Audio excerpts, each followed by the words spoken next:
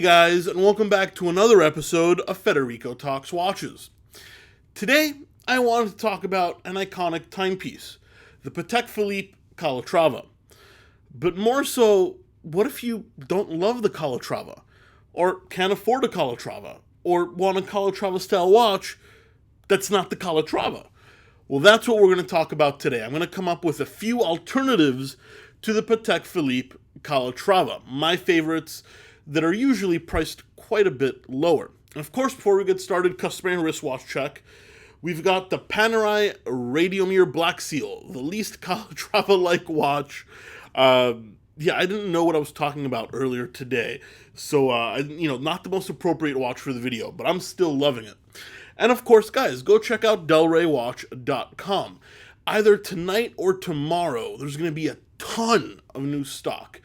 Rolex Milgauss, Alain Silberstein, Omega Speedmasters, 2 different types, a couple of Tudors, including the Bucherer, and a bunch of other stock hitting the website very, very soon. A link in the description below, delraywatch.com. But yeah, Patek Philippe Calatrava, the quintessential dress watch, comes in a few variations, automatic and manual, anywhere between, I think, 36 to 40 millimeters. Rose gold, yellow gold, white gold, not in steel right now. Time only, some with a date, some with sub-seconds. However, it's a round watch, it's very thin, it's dressy, it's simple, it's elegant. However, I also think it's extremely overpriced. And today I'm going to tell you a few alternatives in no particular order that I think would suit the bill quite well.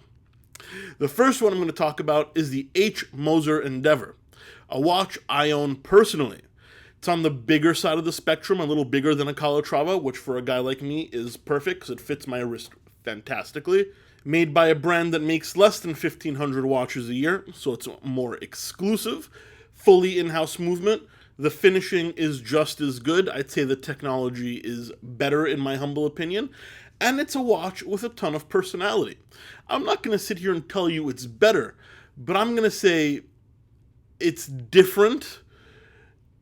It has more attention to detail, in my opinion, and it could be had for the price of, less than half of a Calatrava. I think you can find these under $10,000 all day long in a precious metal.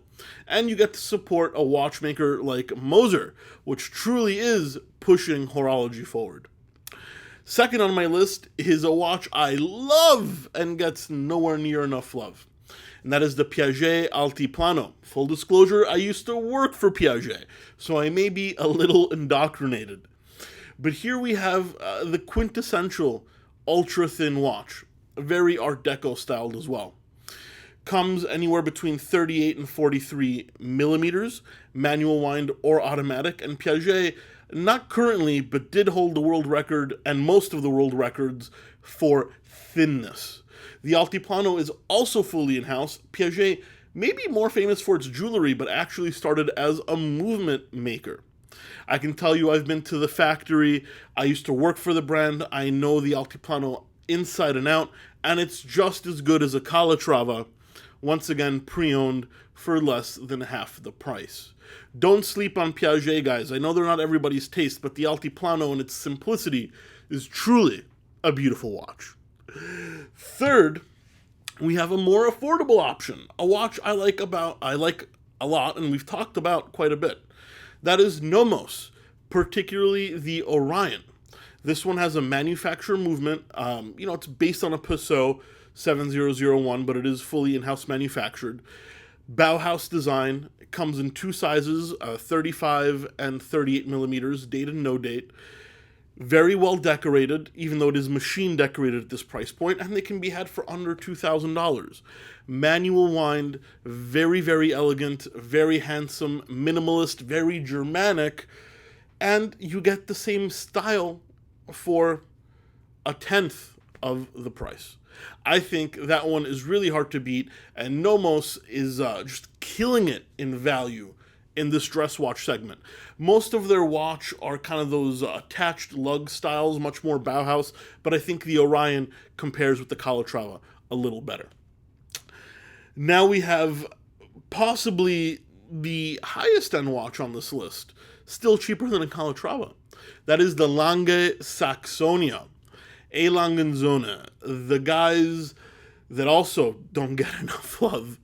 German watchmaking, fully in-house movements, 3/4 plate in German silver. The finishing on this watch is by far the best on this list, and better than anything in the Calatrava line by quite a few miles. Yes, the case may be considered a little cold and Germanic, but that's a style, and I think most people can appreciate it. The movements in Langes are finished just as high-end in their entry-level models as in their tourbillons, where Patek Philippe, that's not the case. Their level of finishing varies, but here you get a hand-engraved balance cock, that's an awkward thing to say, glasuta striping, German silver finishing, in a manual wind movement. I mean, it's really hard to beat. Yes, it's very simple. You may prefer the 1815, which is a little bit more expensive if you want a more complex dial, but if you like the clean and clinical dial of the Saxonia, it suits the Calatrava style. It's a better watch all around, in my humble opinion, and once again can be had for around $11,000 to $12,000, $13,000, still significantly less than a Patek Philippe. Now we have another option in steel. How could I not mention the watchmaker's watchmaker, JLC JaegerLeCoultre?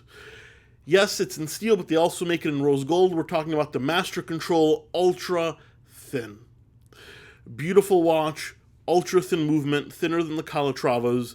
The one I like is the manual wind, but they make an automatic version as well. Once again, this is a pretty cold dial, very clean, but the steel version could be had for under $5,000 for a fully in-house movement with partial hand finishing. How is that a bad thing?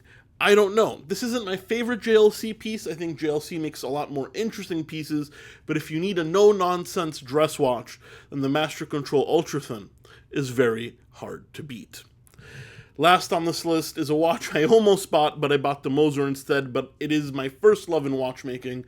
That is the Breguet Classique, particularly the enamel dial. Most of these are housing Frédéric Piaget movements, now called Manufacture Blancpain, so not strictly in-house, but owned by the Swatch Group, however, still very high-end movements. Breguet coin-edged cases, attached lugs. I love the Grand Feu enamel dial that are all hand-painted. This really is the French style of watchmaking from the 1700s and 1800s, but today. And Breguet, yes, the name that was brought back to life, not necessarily associated with the original namesake Abraham Louis Breguet, still makes some extremely high-end watches. And for under $10,000 pre-owned, under $11,000 to $10,000 pre-owned, with an enamel dial, all those case flourishes, oh my god, even if you get the guilloche dial, that's absolutely gorgeous. With a name like Breguet, I don't know, how can it be beat? I think all these watches are significantly more interesting than the Calatrava. Most of them are less than half the price, if not less than that.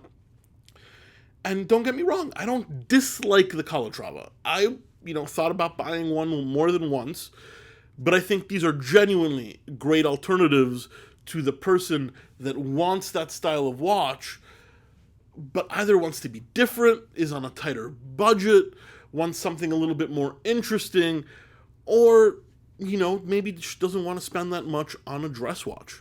Anyway, guys, that is just my opinion today. That is 1, 2, 3, 4, 5, 6. So I don't know why I had to count that. I genuinely didn't know the number. 6 great alternatives to the Patek Philippe Calatrava, and I'd love to know what you think. Yes, there's a bunch I left out.